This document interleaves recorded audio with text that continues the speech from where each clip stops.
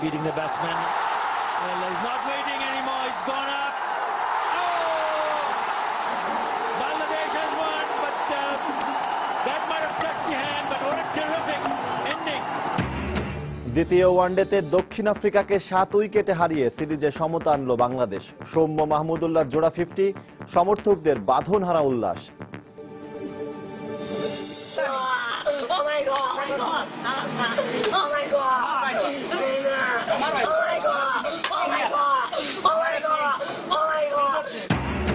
সিলেটে শিশু রাজনকে পিটিয়ে হত্যায় জড়িত আরো 4 জন শনাক্ত। বলাৎকারের ঘটনা ধামাচাপা দিতেই এই হত্যাকাণ্ড, অভিযোগ স্বজনদের।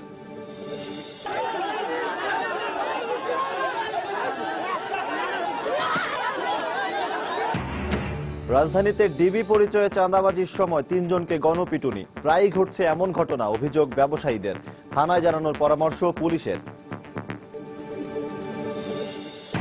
বিশ্বব্যাংক একসময় পদ্মা সেতু নিয়ে অনেক যন্ত্রণা দিয়েছে, তারাই এখন বাংলাদেশের প্রশংসা করছে, মন্তব্য প্রধানমন্ত্রীর। এবং সৈয়দ আশরাফের বাসায় নতুন এলজিআরডি মন্ত্রী ইঞ্জিনিয়ার মোশাররফ। শুভেচ্ছা জানিয়ে একসঙ্গে কাজ করার অঙ্গীকার আশরাফের।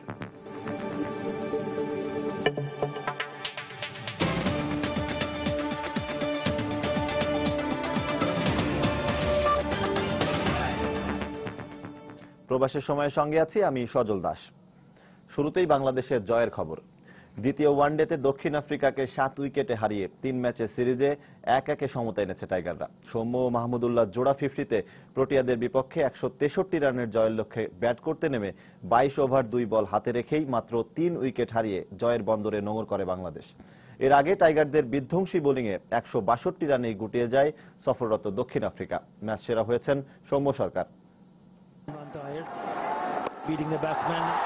একটা জয়ের আশায় চাতক পাখির মতোই চেয়েছিল সমর্থকেরা। অবশেষে প্রত্যাশার প্রাপ্তি মিলল। 2007-এ গায়ানার পর আবারও পটিয়ারা বধ হল মিরপুরের মাটিতে। প্রায় 150 বল হাতে রেখে দাপটের সাথে সিরিজে ফিরল বাংলাদেশ। এর আগে টস জিতে ব্যাট করতে নেমে ভারত সিরিজে জয়ের নায়ক মুস্তাফিজে ঘায়েল ডিকক। স্বপ্নিল এক ডেলিভারিতে ক্রিকেট বিশ্বের সবচেয়ে ধারাবাহিক ব্যাটসম্যান মিস্টার ক্লাসিক হাসি মামলার উইকেট উপড়ে ফেলেন রুবেল হোসেন। 22 রানে 2 ওপেনারের বিদায়ে প্রতিপক্ষের টুটি চেপে ধরেন আপুসিন নেতা মাশরাফি। তাতে 16 আনা মাসুল দিতে হয় দক্ষিণ আফ্রিকাকে। হঠাৎ আক্রমণে নাসির প্রথম বলেই বোল্ড রাইলি রসু, আবারও সুকৌশলী ম্যাশ। বল তুলে দিলেন মাহমুদুল্লাহর হাতে। কিলার মিলারকে কিল করে ক্ষান্ত হলেন তিনি। এরপর সিরিজের ইনফর্ম ব্যাটসম্যান ডুপ্লেসি যখন 41 রানে, তখন আবারও নাসিরের ভেলকি। গলার কাটা তখন ডুমিনি, কিন্তু মুস্তাফিজের কাটারে ফিরলেন প্যাভিলিয়নে। 100 রানে প্রথম সারির 6 ব্যাটসম্যানকে হারিয়ে চোরাবালিতে ডুবছিল পটিয়ারা। শেষটায় ত্রাণকর্তা ফারহান বিয়াদ্দিনের 36 রানের পরেও 24 বল বাকি থাকতে বাংলাদেশের কাছে সর্বনিম্ন রানে অল আউট হয় দক্ষিণ আফ্রিকা। 3-এর নিচে ইকোনমিতে 3টি করে উইকেট নিয়েছেন নাসির ও মুস্তাফিজ। ম্যাচের আগের দিন সংবাদ সম্মেলনে কোনো আহামরি বোলার না রাবাদা, এমনটা বলে খোঁচা মেরেছিলেন নাসির হোসেন। কিন্তু সেই রাবাদাই যে দক্ষিণ আফ্রিকার আগামী দিনের তারকা তা প্রমাণ করেন তামিম ও দারুণ খেলতে থাকা লিটনকে পরিষ্কার বোল করে। 24 রানে 2 উইকেট হারালেও বাকিটা সময় সৌম্য ও মাহমুদুল্লাহ মিলে পিটিয়ে শাসন করেছেন পটিয়া বোলারদের। বাংলাদেশের জয়ে স্বপ্ন সারথী খ্যাপাটে ব্যাটিং করে সৌম্য তৃতীয় 50-র সাথে আফসোস জাগানো অপরাজিত 88 আর মাহমুদুল্লাহ 13তম 50-তে পটিয়াদের বিপক্ষে দীর্ঘ 8 বছর পর কাঙ্ক্ষিত জয় পায় বাংলাদেশ। সেই সাথে ঢাকা থেকে বাংলাদেশের বিজয় ধ্বনি পৌঁছে যায় দেশের সীমানা ছাড়িয়ে দক্ষিণ আফ্রিকার পিটার্সমরিজবার্গে। কারণ বড়দের মতো সেখানেও বাংলা যুবরা রচনা করেছে বিজয়ের গল্প। ক্রিকেটের হিসেবের পাতা প্রতারণা না করলে 2017 সালে ইংল্যান্ডে অনুষ্ঠিত মর্যাদার চ্যাম্পিয়ন্স ট্রফিতে খেলা নিশ্চিত হলো বাংলাদেশে। সেই সাথে এবার টাইগারদের মিশন রোড টু চট্টগ্রামে ওয়ানডে সিরিজ জয়। মিরপুর শের বাংলা জাতীয় স্টেডিয়াম থেকে হুমায়ুন কবির রোজ, সময় সংবাদ, ঢাকা। এদিকে দ্বিতীয় ওয়ানডেতে দক্ষিণ আফ্রিকার বিপক্ষে বাংলাদেশের জয়ে উৎসবের ঢল নামে মিরপুর স্টেডিয়াম এলাকায়। নেচে গেয়ে ঢাকঢোল পিটিয়ে তারা জয়োৎসবে মেতে ওঠেন। এখন সবার একটাই প্রত্যাশা, পাকিস্তান ভারত বধের পর দক্ষিণ আফ্রিকাকেও হারিয়ে সিরিজ জিতবে মাশরাফি সাকিবরা। সবচেয়ে বেশি ভালো লাগছে আজকে খেলা দেখে আমরা সাধারণ জনগণ খুবই খুশি। সৌম্য সরকার ম্যাচটা ভালো লাগছে। সবার খেলা ভালো, এখানে ফিস্ট করে কার মতো না, সবাই আমরা সবাই আনন্দিত। আর সভ্য, আই লাভ ইউ। সরকার সবচেয়ে ভালো খেলছে, তো সাউথ আফ্রিকাকে হারাই দিয়ে আমরা বুঝাইতে পারছি যে ইন্ডিয়ার মতন এমন দলকে আমরা পাত্তাই দেই না। এবার অন্যান্য প্রসঙ্গ। প্রধানমন্ত্রী শেখ হাসিনা বলেছেন, এক সময় পদ্মা সেতু নিয়ে অনেক যন্ত্রণা দিলেও বিশ্বব্যাংক এখন বাংলাদেশের অর্থনীতির প্রশংসা করছে। তিনি বলেন, নিজের নয় বরং দেশের স্বার্থে জনগণের কল্যাণে কাজ করছে সরকার। 3 বছরের মধ্যেই বাংলাদেশ মধ্যম আয়ের দেশে পরিণত হবে বলেও মন্তব্য করেন তিনি। রোববার রাজধানীর ফার্মগেটে কৃষিবিদ ইনস্টিটিউট মিলনায়তনে বিশ্ব পরিবেশ দিবস ও পরিবেশ মেলার উদ্বোধনী অনুষ্ঠানে বক্তব্য রাখেন তিনি। 2009 সালে বাংলাদেশে বনভূমির পরিমাণ ছিল 9%। 2015-তে তা বেড়ে দাঁড়িয়েছে 17%। সরকারের লক্ষ্য এই পরিমাণকে 25% নিয়ে যাওয়া। বিশ্ব পরিবেশ দিবসে এমন পরিকল্পনার কথা জানালেন প্রধানমন্ত্রী শেখ হাসিনা। তিনি বলেন, পরিবেশ সংরক্ষণে সরকারের পাশাপাশি এগিয়ে আসতে হবে সমাজের সব স্তরের মানুষকে। গুলশান এলাকায় কারা থাকেন? উচ্চবিত্ত শিক্ষিত সমাজের সব থেকে উন্নত মানের মানুষগুলি, কিন্তু তাদের বাড়িগুলি যখন তৈরি করেন, তাদের সোয়ারি ব্যবস্থা থেকে শুরু করে অন্যান্য যে ব্যবস্থাগুলি গ্রহণ করেন তা মোটেই পরিবেশ সম্মত না। এমনকি অনেকে হাসপাতাল তৈরি করেছে, বর্জ্য ব্যবস্থাপনা রাখেননি। কাজে এটা হচ্ছে সব থেকে দুঃখজনক, এই বিষয়গুলি কিন্তু কেউ খেয়াল করেননি। প্রধানমন্ত্রী বলেন, পরিবেশ রক্ষায় উন্নয়ন সহযোগীদের যে প্রতিশ্রুত অর্থ তা সবসময় পাওয়া যায় না। তিনি বলেন, উন্নয়নের জন্য অন্যের সহযোগিতা নেয়ার প্রবণতা থেকে বেরিয়ে আসতে হবে। জনগণের কল্যাণে কাজ করলে যে দেশকে উন্নত করা যেতে পারে সেটা আমরা ইতিমধ্যে প্রমাণ করেছি। এক সময় যে বিশ্বব্যাংক আমাদেরকে এই পদ্মা সেতু নিয়ে অনেক যন্ত্রণা দিয়েছে, আমরা সেই চ্যালেঞ্জ মোকাবেলা করেছি। কাজে আজকে আমরা নিম্ন মধ্যম আয় দেশ হিসেবে ঘোষণা পেয়েছি, কিন্তু এই নিম্ন আমরা থাকতে চাই না, আমরা উচ্চে উঠতে চাই, দেশকে উচ্চে উঠাতে চাই। এ ব্যাপারে সকলের সহযোগিতা চাই। অনুষ্ঠানে পরিবেশ রক্ষা এবং বৃক্ষরোপণে যারা অবদান রেখেছেন এমন 30 জনের হাতে পদক ও সম্মাননা তুলে দেন প্রধানমন্ত্রী শেখ হাসিনা। শাহ আলী জয়, সময় সংবাদ, ঢাকা। এদিকে পদ্মা সেতু প্রকল্পে দুর্নীতির অভিযোগ প্রমাণে বিশ্বব্যাংকের কাছে তদন্তের নথিপত্র চেয়েছে কানাডার একটি আদালত। অর্থমন্ত্রী আবুল মাল আব্দুল মুহিত আবারও বলেছেন, কোনো ধরনের সুনির্দিষ্ট প্রমাণ দিতে পারবে না বিশ্বব্যাংক। আর প্রমাণ দিতে না পারলে নৈতিকতার দিক থেকে বিশ্বব্যাংকেরই দুর্বলতা প্রকাশ পাবে বলেও মনে করেন বিশ্লেষকরা। বাংলাদেশের যোগাযোগ অবকাঠামো খাতের সবচেয়ে ব্যয়বহুল প্রকল্প পদ্মা সেতুর প্রধান দাতা সংস্থা ছিল বিশ্বব্যাংক। 2010 সালে চুক্তি স্বাক্ষরের পর দুর্নীতির অভিযোগ এনে 2012 সালে অনিশ্চয়তা ফেলে দেয় দক্ষিণাঞ্চলের মানুষের স্বপ্নের এ সেতুর কাজ। যদিও পরবর্তীতে সরকারের নিজস্ব অর্থায়নে পদ্মা সেতুর নির্মাণ কাজ শুরু করে, যা এখন এগিয়ে যাচ্ছে। আর 80 কোটি টাকা ঘুষের বিনিময়ে কানাডার এসএনসি লাভালিন কোম্পানিকে কাজ পাইয়ে দেওয়ার যে অভিযোগ বিশ্বব্যাংক করে তা এখনো প্রমাণিত নয়। সম্প্রতি কানাডার অন্টারিওর সুপিরিয়র কোর্ট অব জাস্টিসের আদালতে পদ্মা সেতুর দুর্নীতির ষড়যন্ত্রের ব্যাপারে বিশ্বব্যাংকের নিজস্ব তদন্তের নথিপত্র আদালতে উপস্থাপনের নির্দেশ দিয়েছেন। তবে অর্থমন্ত্রী আবারও জানান, পদ্মা সেতু প্রকল্পে কোনো দুর্নীতি হয়নি।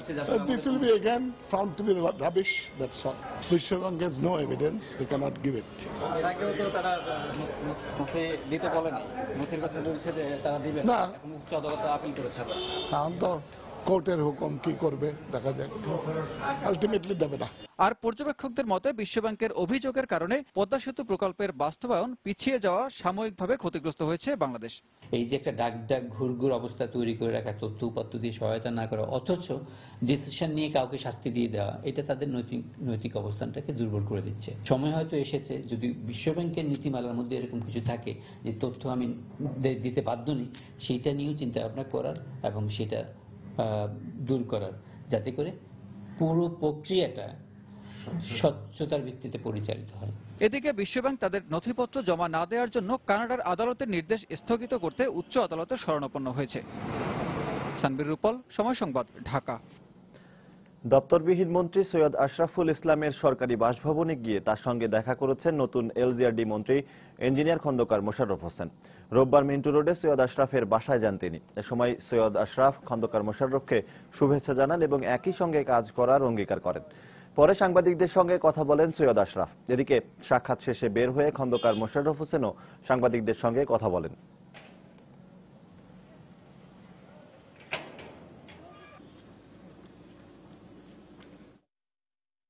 আমরা এক সরকারের মন্ত্রী, আমরা এক সরকার এক পার্লামেন্টের সদস্য, আমাদের একসঙ্গে কোঅপারেশন থাকবে, কন্টিনিউয়াসলি থাকবে।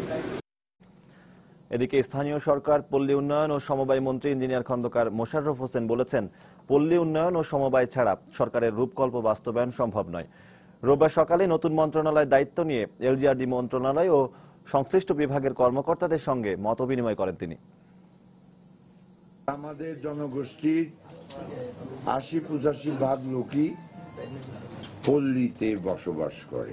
আমাদের যে রূপকল্প ২০২১ সালে মধ্যময় দেশে যাওয়া, 2041-এ উন্নত দেশে পৌঁছানো, এসবই কিন্তু পল্লী উন্নয়ন ছাড়া সম্ভব না। কোনো দায়িত্ব অতিরিক্ত না, দুটোই আমার কাছে সমান এবং আমি হয়তো পারবো না কেন, না পারার তো কোনো কারণ নাই। দুর্নীতি থাকলে দুর্নীতি মুক্ত করবো, এটা কিন্তু আমি কোনো এইভাবে বলি নাই যে এই মন্ত্রণালয় দুর্নীতিগ্রস্ত।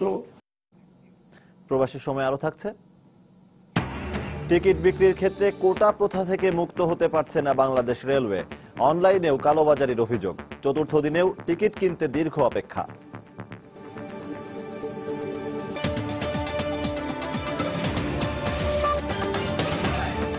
মেগা এবারে বাজারে নিয়ে এসছে mega fluoro scale double monitoring এর মাধ্যমে আপনার ওজন মনিটরিং সম্ভব। শিশু রাজনকে বলাৎকারের ঘটনা ধামাচাপা দিতেই মধ্যযুগীয় কায়দায় পিটিয়ে তাকে হত্যা করা হয়েছে বলে অভিযোগ করেছেন স্বজনরা। গত বুধবার সিলেটের সদর উপজেলার কুমারগাঁও এলাকায় এই ঘটনা ঘটে। হত্যার পর শিশু রাজনের লাশ সুরমা নদীতে ফেলার সময় মোহিত নামে একজনকে হাতে নাতে আটক করে এলাকাবাসী। পরে তাকে পুলিশে সোপর্দ করা হয়। চিহ্নিত করা হয়েছে আরো 4 জনকে। সিলেট থেকে নৌশাদ আহমেদ চৌধুরীর ছবিতে আব্দুল আহাদের রিপোর্ট। চোর সাজিয়ে কুমারগাঁও বাস স্ট্যান্ডের একটি দোকানের পিলারে বেঁধে এভাবেই নির্মমভাবে পেটানো হয় রাজনকে। নির্যাতনের এক পর্যায়ে নিস্তেজ হয়ে যায় সে। মৃত্যু নিশ্চিত করে লাশটিও সুরমায় ফেলে দিতে চায় ঘাতকরা। মৃত্যুর আগে বাঁচার সব চেষ্টাই করেছিল রাজন, কিন্তু হয়নি শেষ রক্ষা। সবাই আমি ফাঁসি চাই, আমার আত্মা আমি শান্তি করতে পারলাম না। টাকা পয়সা বাড়ি গাড়ি আমি কোনো কিছু চাই না। আমার বাচ্চার আমি বিচার চাই। আমার বাচ্চা কি অপরাধ করছিল ওদের লোকে, ওরা এইভাবে বাড়িয়া মাটিতে পড়ার বাদে লাশ মাটিতে বাড়িয়া লাশের উপরে। একটু পানির জন্য বারবার আর্তনাদ করলেও মন গলেনি পাষাণ্ডদের। হাতটা তার ভাঙিয়া গেছে, বলছে দয়া করে আমার একটু পানি দাও। একটা বলছে তার একটা সাপ দাও পানির বদলে।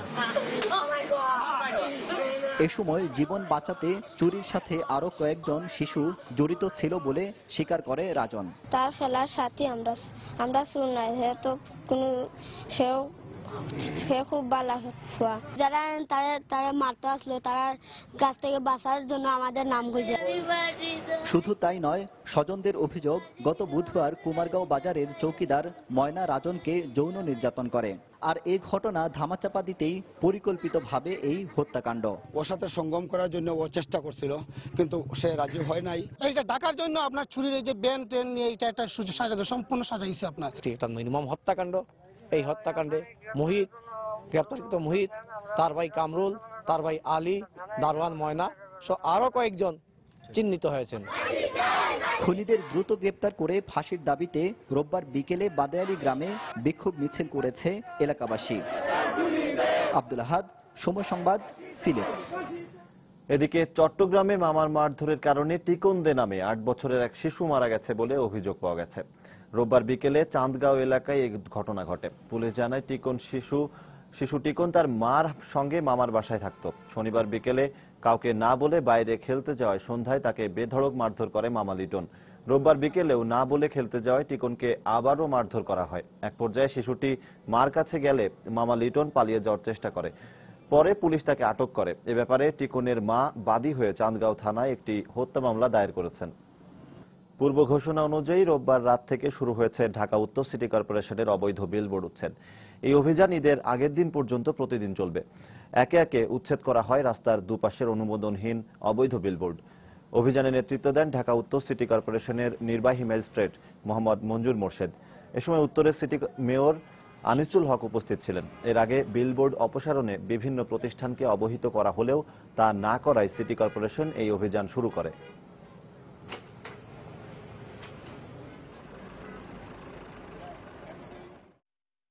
যেসব অবৈধ বিলবোর্ডগুলো আছে তাতে বিজ্ঞাপন যারা দিয়েছেন আমরা খুঁজে খুঁজে তাদের ওই নাম ধরে তাদের ঠিকানা বের করছি এবং প্রতিটা কোম্পানিকে আমরা এই বিজ্ঞাপনের সাথে যারা জড়িত এবং যারা মালিক পক্ষ তাদেরকে আইনের আওতায় আনবো। আমরা অনেকবার গত কয়েকদিনে তাদের সঙ্গে কথা বলেছি, কিন্তু তারা আমাদের সঙ্গে সেভাবে কোঅপারেট করছেন না। আমরা চাই যে এই দেশে বিলবোর্ডের ব্যবসা সুস্থভাবে হোক, ভালোভাবে হোক, প্রসার পাক, এবং এটা সম্ভব, কিন্তু এই জন্য এক ধরনের নিয়ম নীতি মেনে চলতে হবে। রাজধানীর হাতিরপুল বাজারে ডিবি পরিচয়ে চাঁদাবাজি করার সময় 3 জনকে গণপিটুনি দিয়ে পুলিশের সোপর্দ করেছে স্থানীয় জনতা। হাতিরপুল বাজারের ব্যবসায়ীরা জানান, ঈদকে সামনে রেখে প্রায়ই ঘটছে এ ধরনের ঘটনা। এদিকে গোয়েন্দা পুলিশের যুগ্ম কমিশনার জানান, বিভিন্ন সময় ডিবি পরিচয়ে ছিনতাই চাঁদাবাজির বিষয়টি মাথায় রেখেছেন তারাও। এছাড়া ডিবি পরিচয়ে কেউ এলে স্থানীয় থানায় জানানোর পরামর্শ দেন তিনি। খান মোহাম্মদ রুমেলের রিপোর্ট। সকাল 11টার দিকে হাতিরপুল বাজারে আসে 3 জনের একটি চক্র।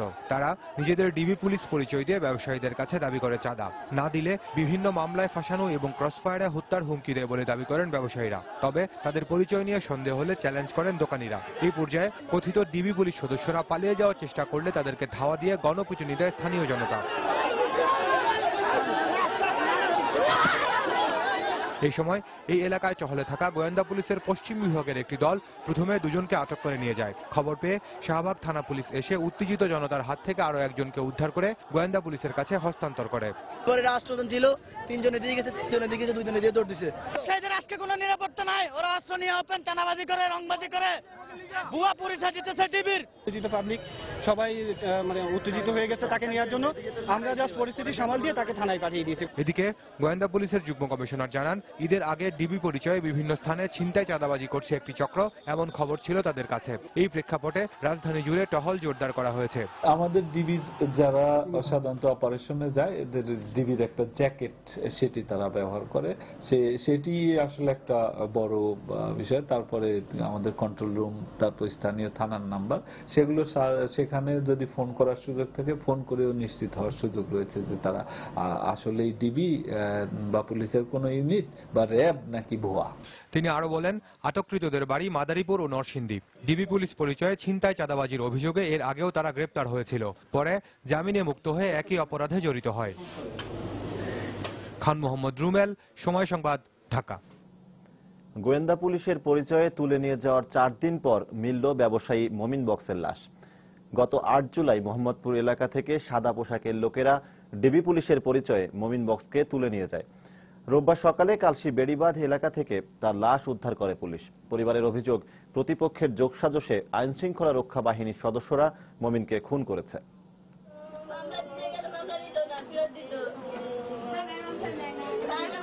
পল্লবী থানার উত্তর কালশী টেকের বাড়ি এলাকায় হাউজিং ব্যবসায়ী হিসেবে পরিচিত মমিন বক্সের বাড়িতে পা রাখতেই শোকের চেয়ে ক্ষোভের উত্তাপই বেশি পাওয়া গেল।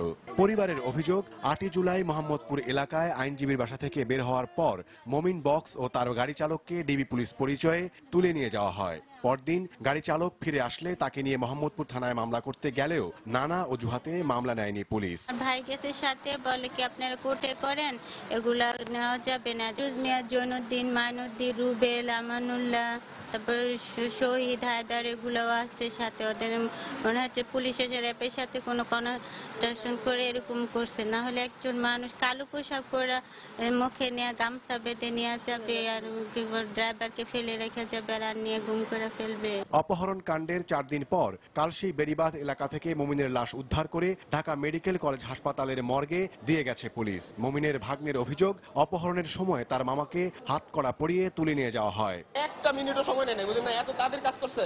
হ্যান্ডকাপ লাগাই বলছে কথা কবি না আমরা ডিবি লোক। মানে ওনার যে মামলা আছে সবগুলো হলো জমি জমা বিষয় নিয়ে, অর্থাৎ উনি ডেভেলপ হচ্ছে, এটা অনেকেরই সহ্য হচ্ছে না, এজন্য তাকে কিভাবে নিচু করবে, এটা হচ্ছে মূল উদ্দেশ্য।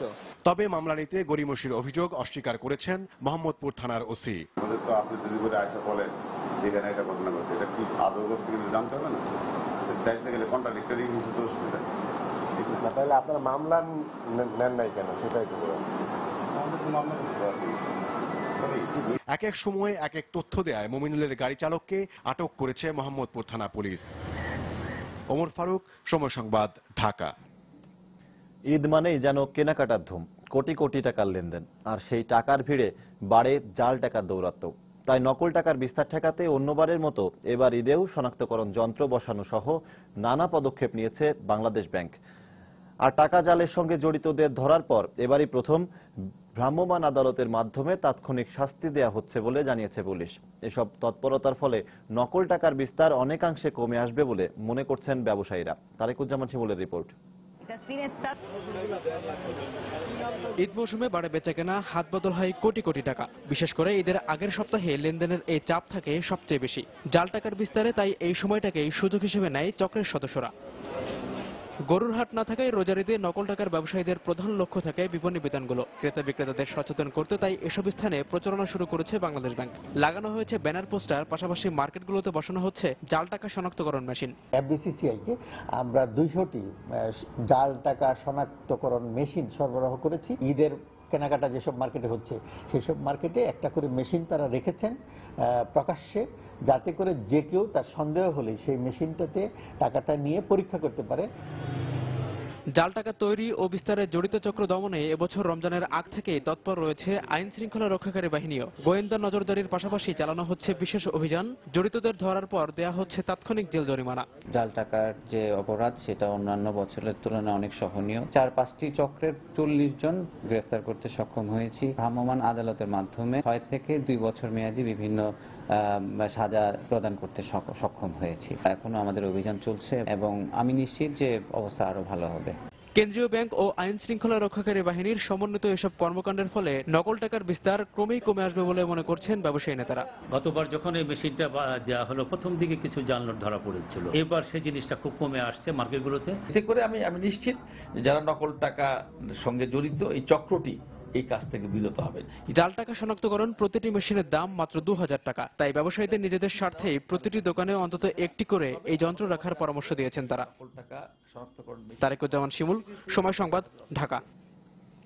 আদালত অবমাননার অভিযোগে বিশিষ্ট মুক্তিযোদ্ধা ও গণস্বাস্থ্য কেন্দ্রের প্রতিষ্ঠাতা ডক্টর জাফরুল্লাহকে আগামী 22 জুলাই হাজির হওয়ার নির্দেশ দিয়েছেন ট্রাইব্যুনাল 2। একই সঙ্গে তার বিরুদ্ধে কেন আদালত অবমাননার দায়ে শাস্তিমূলক ব্যবস্থা নেওয়া হবে না তাও জানতে চেয়েছেন আদালত। রোববার সকালে বিচারপতি ওবায়দুল হাসানের নেতৃত্বে 3 সদস্যের ট্রাইব্যুনাল এই আদেশ দেন। গত 10 জুন আদালত অবমাননার দায়ে 1 ঘণ্টা কারাদণ্ডের সাজা খেটে বের হয়ে সাংবাদিকদের ট্রাইব্যুনালের বিচারকরা বিকৃত মানসিকতার অধিকারী বলে মন্তব্য করেন ডক্টর জাফরুল্লাহ।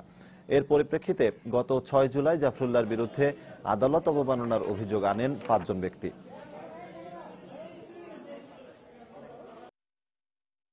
কন্টেম্পট প্রসিডিংস যেটা ড্র করা হয়েছে ওনার এগেনস্টে, সেটি 3 জন বিচারপতির মানসিক অসুস্থতার প্রমাণ। উনি আরো বলেছিলেন যে বিচারকরা সমালোচনা সহ্য করতে পারেন না এবং যেখানে সমালোচনা সহ্য করতে পারেন না সেখানে কোনো বিচার হয় না। আগামী 22/7/2015 তারিখ ফিক্স করা হয়েছে ফর ফার্দার অর্ডার এবং ডক্টর জাফরুল্লাহ চৌধুরী সাহেবকে ডাইরেকশন দেওয়া হয়েছে এখানে পার্সোনালি অ্যাপিয়ার হয়ে কারণ দর্শাতে। রোববার চতুর্থ দিনের মতো বিক্রি হলো ঈদে রেলের আগাম টিকিট। স্বজনদের সঙ্গে ঈদ উদযাপনে ব্যাকুল নাগরিকরা একটি টিকিটের আশায় সারা রাত অপেক্ষার পর হাতে পান 16 জুলাইয়ের টিকিট। তবে ভিড়ের চাপে যথারীতি কাঙ্ক্ষিত টিকিট থেকেও বঞ্চিত হয়েছেন অনেকেই। তবে রেল কর্তৃপক্ষের দাবি, ক্রেতাদের চাহিদা মেটানোর সাধ্যমতো চেষ্টা করছেন তারা। অল্প টিকিট, চাহিদা বেশি, তাই কাউন্টারের সামনে উপচে পড়া ভিড়ের এই দৃশ্য খুব একটা বদলায় না। একটি টিকিটের আশায় চাতক পাখির এই অপেক্ষা যেন ফুরোতেই চায় না। একসময় খুলে যায় টিকিট ঘর, চঞ্চলতা শুরু হয় অপেক্ষমান জনসমুদ্রে। সারা রাতের ক্লান্তি শেষে টিকিট পাওয়া যাত্রীর চেহারায় খেলে যায় দিগ্বিজয়ের হাসি। শুরু হয় পাওয়া না পাওয়ার হিসেব। 18 ঘন্টা অপেক্ষার পরে কষ্ট সার্থক হয়েছে, টিকিট আমি পাইছি, বাড়িতে সবাই নিয়ে ঈদ করতে পারবো। আমি চাইছিলাম চেয়ার, কিন্তু চেয়ার পাইনি, আমি শোভন পাইছি। আমার সিরিয়াল নাম্বার ছিল 17। ততক্ষণে আঁকাবাঁকা লাইনের আকার আরো বেড়েছে। নারীদের লাইন হয়েছে দীর্ঘ থেকে দীর্ঘতর। টিকিট যুদ্ধে নেমে আশা নিরাশার দোলাচলে বেড়েছে অস্থিরতা। বিক্রয়ে ধীরগতি, কোটা প্রথা আর কালোবাজারি নিয়েও সৃষ্টি হয়েছে ক্ষোভ। অর্ধেকের বেশি টিকিট ব্ল্যাকে চলে যায়। ব্ল্যাকে থেকে এক একটা 500-800 করে টিকিট বিক্রি হচ্ছে, ওখান থেকেই পাওয়া যায়, এছাড়া পাওয়া যায় না। টিকিট পাবো বলে মনে হয় না, কারণ যদি আসলে আল্লাহ তাআলা যদি আমাদের ভাগ্যে টিকিট রাখে সেই ক্ষেত্রে পেতে পারি। আমরা অনেক মহিলা তো সেহেতু আমাদের জন্য এক্সট্রা আরেকটা কাউন্টার হলে আমাদের জন্য বেটার হয়। তো 9টার পরে আবার আমি ইন্টারনেটে চেষ্টা করলাম, কিন্তু দেখলাম যে কোটা নট অ্যাভেলেবল। তারপরে আবার সেই লাইনে দাঁড়াইলাম 300 সিরিয়ালের পরে।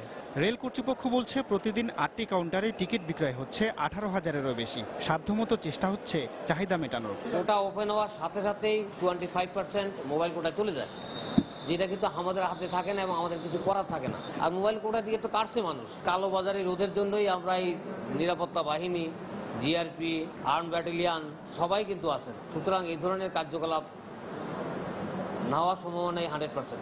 রেলওয়ে কর্তৃপক্ষ জানায় সোমবার দেয়া হবে 17 জুলাইয়ের অগ্রিম টিকিট। সকাল 9টা থেকে টিকিট বিক্রি শুরু হয়ে চলবে বিকেল 5টা পর্যন্ত। তাফসির বাবু, সময় সংবাদ, ঢাকা। ব্যাপক সমালোচনার পরও ট্রেনের টিকিট বিক্রির ক্ষেত্রে কোটা প্রথার কবল থেকে মুক্ত হচ্ছে না বাংলাদেশ রেলওয়ে। আন্তনগর সহ সব যাত্রীবাহী ট্রেনের টিকিটের মাত্র 65% বিক্রি হয় কাউন্টারের মাধ্যমে, আর বাকি টিকিট চলে যায় নানা ধরনের কোটার আওতায়। এর মধ্যে আবার অনলাইন কোটার টিকিট কালোবাজারে চলে যাওয়ারও অভিযোগ রয়েছে। এ কারণে ঘন্টার পর ঘন্টা লাইনে দাঁড়িয়ে যাত্রীরা পান না কাঙ্ক্ষিত টিকিট। বিস্তারিত জানাচ্ছেন কমল দে।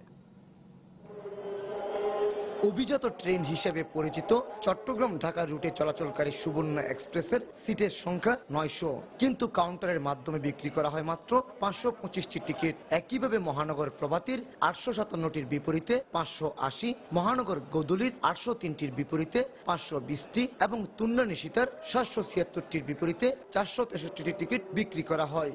শুধু ঢাকা চট্টগ্রাম নয়, চট্টগ্রাম ময়মনসিংহ রুটের বিজয় এক্সপ্রেসের 603টির বিপরীতে 444টি, সিলেট রুটের উদয়ন এক্সপ্রেসের 524টির বিপরীতে 320টি টিকিট বিক্রি করা হচ্ছে। অর্থাৎ টিকিটের বিশাল একটি অংশ চলে যাচ্ছে কোটার আওতায়। টোটাল টিকিটের মধ্যে 65% টিকিট আমাদের কাউন্টার থেকে আমরা দিচ্ছি, 25% টিকিট অনলাইনে দিচ্ছে, এই টোটাল 90%, 5% ভিআইপি এবং 5% স্টাফ কোটা, এই টোটাল 100%। নিরাপদ বাহন হিসেবে রেলযাত্রায় মানুষের আগ্রহ বেশি, ফলে বিশেষ ছুটির সময়ে স্টেশন কাউন্টারে লেগে থাকে যাত্রীদের টিকিটের লাইন। কিন্তু কোটার কারণে টিকিট না পেয়ে ভোগান্তিতে পড়তে হয় সাধারণ যাত্রীদের। 45% কোঠা চলে যাচ্ছে, সেই ক্ষেত্রে আমাদের সাধারণ যে যাত্রী আছে এদের আমাদের ভোগান্তি পড়তে হয়। অনেকক্ষণ লাইনে দাঁড়িয়ে থেকেও টিকিট পাবো কি পাবো না এটা নিয়ে আমার একটা সংশয় রয়েছে। টিকিটের যে পথটা যেন উন্মুক্তভাবে প্রত্যেকের কাছে উন্মুক্ত ওপেনলি ভাবে টিকিটটা যেন ছাড়া হয়। টিকিটের কোটা নিয়ে যাত্রীদের নানা অভিযোগ থাকলেও রেলওয়ে কর্মকর্তাদের রয়েছে ভিন্ন ব্যাখ্যা। কোনো ব্যক্তি বিশেষ বা কোনো গোষ্ঠী বিশেষের জন্য এটা রাখা হয়নি, এটা সবার জন্য উন্মুক্ত। আপনিও কাটতে পারেন, আমিও কাটতে পারি, যে কেউ কাটতে পারবে অনলাইনে। আর অন্য যে কোটাটা আছে সেটা হলো আমাদের ভিআইপি কোটা এবং আমাদের কর্মকর্তা এবং কর্মচারীদের জন্য কিছু কোটা, সেটা তো খুবই সামান্য। রেলওয়ে পূর্বাঞ্চলের বিভিন্ন রুটে প্রতিদিন 150 বেশি যাত্রীবাহী ট্রেন চলাচল করে, আর বছরে ট্রেন ভ্রমণ করে অন্তত 2.5 কোটি যাত্রী। কমল দে, সময় সংবাদ, চট্টগ্রাম। আসন্ন ঈদে মহাসড়কে যাত্রীদের যানজটে পড়তে হবে না বলে আশ্বাস দিয়েছেন সড়ক পরিবহন ও সেতুমন্ত্রী ওবায়দুল কাদের। রোববার সকালে ঢাকার আশুলিয়ায় বিরুলিয়া সেতু পরিদর্শন শেষে সাংবাদিকদের কথা বলেন তিনি। এ সময় তিনি জানান, আগামী মঙ্গলবার প্রধানমন্ত্রী শেখ হাসিনা সেতুটি উদ্বোধন করবেন। বাংলাদেশে কোথাও কোনো মহাসড়ক সড়কের কারণে কোথাও কোনো দুর্ভোগ হবে না। যানজট অন্য কারণে হতে পারে, কিন্তু সড়কের কারণে কোথাও যানজট হবে না, এটা আমি আপনাদের মাধ্যমে দেশবাসী জনগণকে, যাত্রী সাধারণকে আমি নিশ্চয়তা দিতে পারি। বিএনপির স্থায়ী কমিটির সদস্য নজরুল ইসলাম খান বলেছেন, আগামী নির্বাচনে বেগম খালেদা জিয়াকে অযোগ্য ঘোষণার তৎপরতা চালাচ্ছে সরকার। রোববার রাজধানীতে জাতীয়তাবাদী সামাজিক সাংস্কৃতিক সংস্থা জাসাস আয়োজিত আলোচনা ও ইফতার অনুষ্ঠানে তিনি কথা বলেন। তিনি বলেন, নির্বাচন থেকে দূরে সরিয়ে রাখতেই দলের নেতাকর্মীদের মামলায় জড়ানো হচ্ছে। তাদের ভয় যে নির্বাচন আজ হোক কাল হোক দিতেই তো হবে, কিন্তু সাহস পায় না। সাহস পায় না যদি বেগম খালেদা জিয়া বলে ফেলে যে হ্যাঁ যাবো নির্বাচনে, 20 দল যদি নির্বাচনে অংশগ্রহণ করে তাহলে তো আর জিতা যাবে না। আর সেই কারণেই মিথ্যা মামলা দিয়ে আগামী দিনের নির্বাচনে বিজয়ী হওয়ার সম্ভাবনা আছে এমন সব জনপ্রিয় বিরোধী নেতাদেরকে নির্বাচনের অযোগ্য করার চেষ্টা চলছে। প্রথম চেষ্টা বেগম খালেদা জিয়াকে অযোগ্য করা, সেই জন্য নতুন কৌশল একটা শুনছি আমরা। পরিকল্পিতভাবে সময় সংবাদের ফেনী ব্যুরোর প্রতিবেদক আতিয়ার হাওলাদার সজলকে শারীরিকভাবে লাঞ্ছিত করেছে ফেনী জেলা যুবদলের সাধারণ সম্পাদক আনোয়ার হোসেন পাটোয়ারি। এ সময় আতিয়ারকে হত্যার উদ্দেশ্যে পিস্তল নিয়ে তাড়া করে আনোয়ার হোসেন। এ ঘটনায় ফেনী মডেল থানায় একটি মামলা দায়ের করা হয়েছে। পুলিশ জানায় রোববার বিকেল 3:30টার দিকে আতিয়ার সজল বাজার দরের প্রতিবেদন তথ্য সংগ্রহের জন্য মোটরসাইকেল যোগে ফেনী বড় বাজারে যাচ্ছিলেন। শহরের তাকিয়া রোডে মাহমুদুল হাসান রনি নামে এক যুবক তার মোটরসাইকেলের গতিরোধ করে। এ সময় প্রাইভেট কার নিয়ে এসে জেলা যুবদলের সাধারণ সম্পাদক আনোয়ার হোসেন পাটোয়ারি গণমাধ্যম ও সাংবাদিকদের গালিগালাজ করে প্রতিবেদক আতিয়া সজলকে মারধর করতে থাকে। এক পর্যায়ে আতিয়া সজল দ্রুত ঘটনাস্থল ছাড়ার সময় পেছন থেকে আনোয়ার হোসেন পিস্তল নিয়ে তাকে তাড়া করে। এই ঘটনায় রোববার রাতে আতিয়া সজল বাদী হয়ে 2 জনকে আসামি করে ফেনী মডেল থানায় একটি মামলা দায়ের করেন।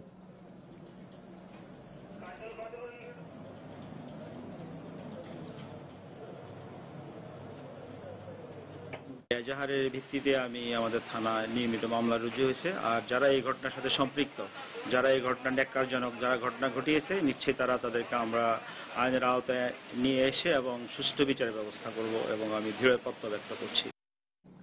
তথ্য প্রযুক্তির সহায়তায় স্বল্প সময়ে স্বাস্থ্য সেবা দেওয়ার জন্য স্বাস্থ্য ও পরিবার কল্যাণ মন্ত্রণালয়ের উদ্যোগে নাগরিকদের ই-সেবা দেওয়ার উদ্যোগ নেওয়া হয়েছে। স্বাস্থ্য ও পরিবার কল্যাণ মন্ত্রণালয়, ইউএনডিপি ও ইউএসএইডের অর্থায়নে প্রধানমন্ত্রী কার্যালয়ের অ্যাক্সেস টু ইনফরমেশন A2I এর প্রকল্পটি বাস্তবায়ন করবে। রোববার দুপুরে প্রধানমন্ত্রী কার্যালয়ের সচিব ব্লকে এ বিষয়ে একটি সমঝোতা স্মারক স্বাক্ষর হয়। এই প্রকল্পের মাধ্যমে পিছিয়ে পড়া জনগোষ্ঠীকে স্বাস্থ্য খাতে সেবা দেওয়া হবে।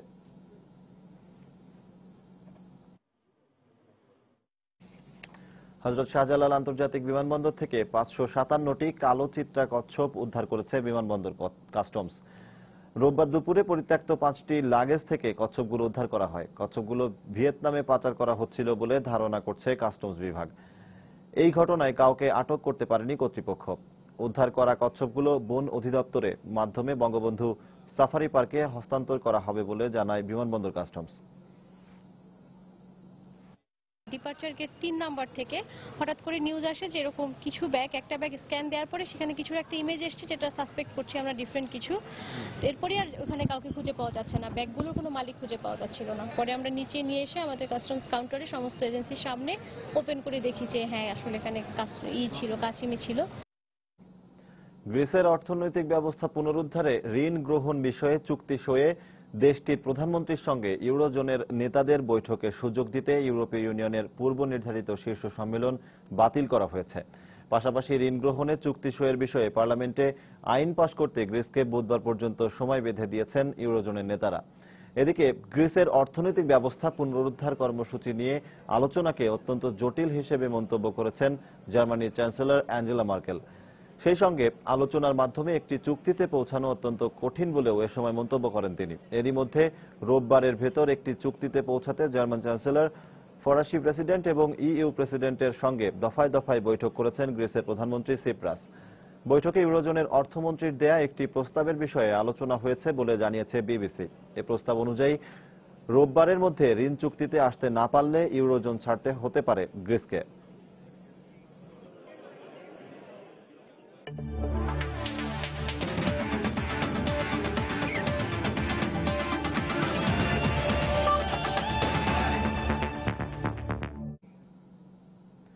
দক্ষিণ আফ্রিকার বিপক্ষে দ্বিতীয় ওয়ানডে জয়ে দলের সবাইকে কৃতিত্ব দিলেন টাইগার অধিনায়ক মাশরাফি বিন মুর্তজা। সেই সঙ্গে তার প্রত্যাশা শেষ ম্যাচেও এই ধারাবাহিকতা ধরে রাখবে টাইগাররা। অন্যদিকে ম্যাচ হারলেও বাংলাদেশের অলরাউন্ড পারফরম্যান্সের প্রশংসা করেছেন প্রোটিয়া অধিনায়ক হাশিম আমলা। আমাদের এই জয়টা খুবই প্রয়োজন ছিল। টানা কয়েকটি ম্যাচ হেরে দেয়ালে পিঠ থেকে গিয়েছিল আমাদের, আর এই জয়টাই বলে দেয় আমরা দল হিসেবে ভালো ক্রিকেট খেলছি। আর আজ আমাদের বোলাররা দারুণ খেলেছে, বিশেষ করে মুস্তাফিজ ও নাসির দুর্দান্ত বল করেছে। আমাদের প্রক্রিয়া ঠিক থাকলেই সিরিজের শেষ ম্যাচে এই ধারাবাহিকতা ধরে রাখবে বলে আশা করছি।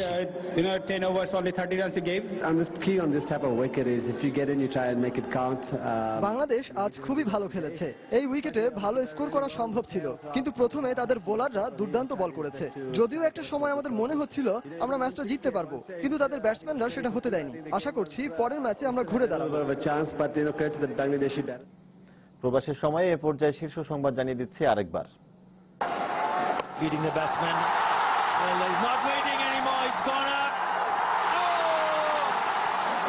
Bangladesh has won.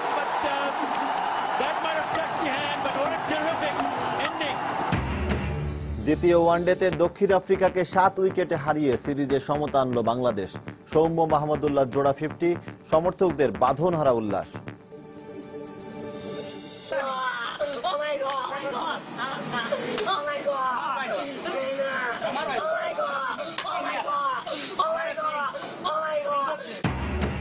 সিলেটে শিশু রাজনকে পিটিয়ে হত্যায় জড়িত আরো 4 জন শনাক্ত। বলাৎকারের ঘটনা ধামাচাপা দিতেই এই হত্যাকাণ্ড, অভিযোগ স্বজনদের।